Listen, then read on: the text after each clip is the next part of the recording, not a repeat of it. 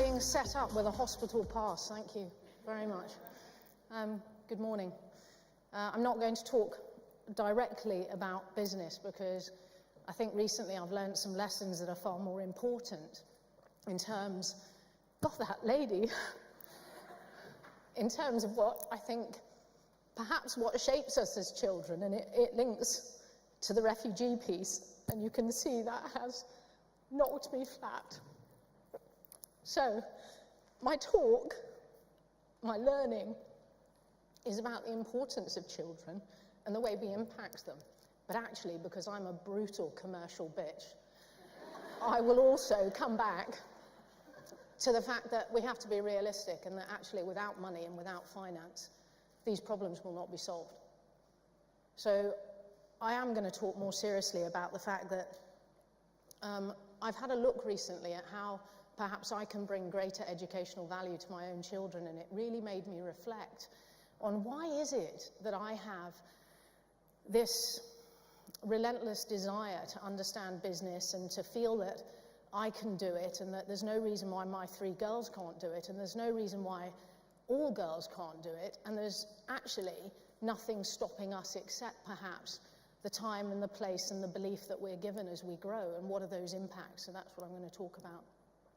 So I'm going to start you off with a very important vision of my great big red lion piggy bank, or you might have called it a piggy bank, but it was actually the shape of the HSBC lion, which was their logo in the old days. And in Hong Kong, all the kids were given this. If your parents banked with HSBC, Hong Kong and Shanghai Bank, you got a piggy bank lion. And I used to keep my coins in there, and I reflect that. The influences from that very young age of looking after the pennies, because apparently, even though we were in Hong Kong dollars, my parents were British, so it was the pounds would look after themselves. And my question to you as adults and parents and teachers is, how well are you taking time to share the important financial lessons with your children as they grow? Do you use the words, are you cutting your coat according to your cloth? Are you striving to be the worst mother in the world alongside me? Because if you're not saying no more than you're saying yes to whatever comes next, then how are you going to teach your children to earn and to value their own time and their own place and their own engagement in life? My daughter finished her A-levels recently and was promised and assured that the pub that she'd previously worked at would give her a job. And on Monday she turned up and she said on the Monday afternoon, you know, what days can I have? You know, I've let you know several times I've been available. And they said, I'm sorry, there's no job. She got back in the car and she was none too impressed because she's 18, and obviously in her life so far it's been relatively smooth, except when the worst mother that gets involved. And she said, well, it's not fair. And I said, well, I'm afraid life's not fair. That didn't help. So I said, what are you going to do? And she said, and I'm so proud of her, she said, I'm just going to visit every place in the area and I'm going to ask for a job. By 11 o'clock on Tuesday, I said, how's it going? I rang her up, I was in London. She said, it's not going too well. I visited 14 places. And they've all said no. I said, what's your plan? She said, I'm going to visit 14 more. I'm thinking, that's pretty cool. Anyway, at 23 places, she rang me up and she said, Mum, I know this person who's quite entrepreneurial. I'm going to ask them for a job. And I said, great, Katie. She said, who's that? She said, you, Mummy. So I'm dealing with that. But actually, let me go back. What are the things that shaped me as a child? I had to get a job in McDonald's as soon as I was old enough, really. I wanted to earn my own money. And that was after, obviously, the obligatory of, cleaning of the car and doing the jobs to earn a few pence, which I think are really important lessons. My children still clean cars very badly. And also, they frankly negotiate the hell out of the rate they get, which is very good. I learned the best marketing sentence in the world from McDonald's, which is, do you want fries with that? And so in everything that I market in my business, I look to sell the extra thing. What a great lesson. I worked in a store called 7-Eleven. It opened 24 hours. I used to turn up at 3 o'clock in the afternoon, and I used to work through till 11 o'clock. So I guess that shaped my view that actually if you work really hard and you stay open for business, you'll get business. So my question to you is, why do Leeds coffee shops not open earlier? Maybe I'm the only visitor, I don't know. I also worked for a market research agency when I was on my public school holidays. And I used to fake my accent in East Croydon, and I used to drag people off the streets in Croydon going, would you mind coming here and doing a hall test? And they'd come into the hall test, and I'd continue my appalling accent, and I'd ask them which what's-it was cheesier, roughly. And genuinely, I did the hall test for what's-its. But my point of these lessons is I had to approach strangers in a street. I had to read people. I had to use manners and be engaging. I had to do scary stuff as a 16-year-old on the streets of East Croydon. And my goodness, those things have been priceless. It's not normal that you grow up in Hong Kong and you go to school in Scotland and you're born in Germany and your parents stick you on an aeroplane and say, there are no mobile phones at the age of 11, just follow your brother.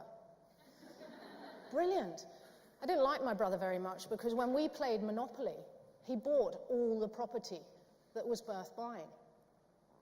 But interestingly enough, I wonder if that shaped me so that when I saved my money from my piggy bank, I had enough to start Pacific Direct at 23. Because what my mum said when I got my first sales job, which was also unplanned and difficult because my dad was going bankrupt, so it wasn't a choice. I started paying rent 2 weeks after my A-levels. It was the first time I'd seen my parents for a year because I'd been away at boarding school and they hadn't been able to afford to come and see me. Is that shaped me knowing that as I earned money, if I kept saving, it had always stood me in good stead to have a bit of a backstop, to have a bit of a fail-safe. And I guess Katie feels a little bit less panicky because she's had a pub job, even though, frankly, some of the conversations were quite interesting about, well, if you want it, you'll have to earn it. But you have the money. No, I earned my money. You have to earn yours. My question to you is, how do you pass on these lessons without actually meaningfully sitting down a child, which my parents failed to do? My father always gave a $10 note to the beggar in the street, but he set a very poor example by being inconsistent with the way he used money. And yet my mother made amazing sacrifices at keeping us at school. And I remember her gallivanting around Hong Kong with these huge weight of English books that she taught, teaching private lessons. What an example. How good an example have you become because of the lessons that you learned from your parents, that you're sharing with your children, but you're actually informing them why it is important? Have you taken time out? Because my parents never taught me finance. They never taught me the value of interest. They never taught me what a mortgage was. I had to learn it myself.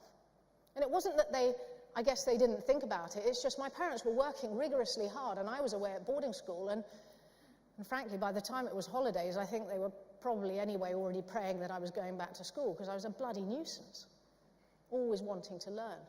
Don't choke that in a child, right? Always try and give them the answer.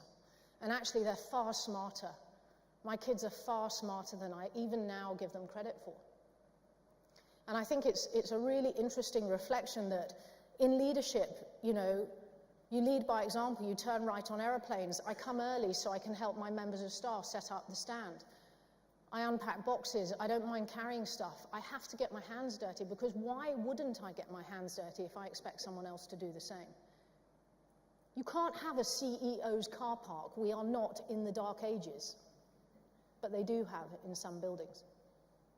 That's wrong. So look to yourself as you learn the lessons of what has shaped your financial decisions. But much more importantly, I hope you take away the idea that most of all, should you be lucky enough to become healthy, wealthy and wise, is that you also always think charitably about the man in the street or the refugee that we've spoken about this morning. Warren Buffett said, I must get this right, Warren Buffett said, you should give enough to your children that they can do anything, but not so much that they should do nothing. And that's really driven me in my desire to educate my children to the best of their ability and my ability, but not to ram academics down their throat, because God knows I was no academic. I never even went to university. Look at the lessons you're teaching and shaping with your children to give them the best advantage, to do the one thing The one thing, particularly for women, please, that they need more than anything, they need the confidence card. Put them in difficult situations, stick them in strange places, make them ask strangers, force them to order their own menus from an early age. When you get to an airport, hand them the passport. Put them in strange places so that confidence is no longer a hurdle. Thank you.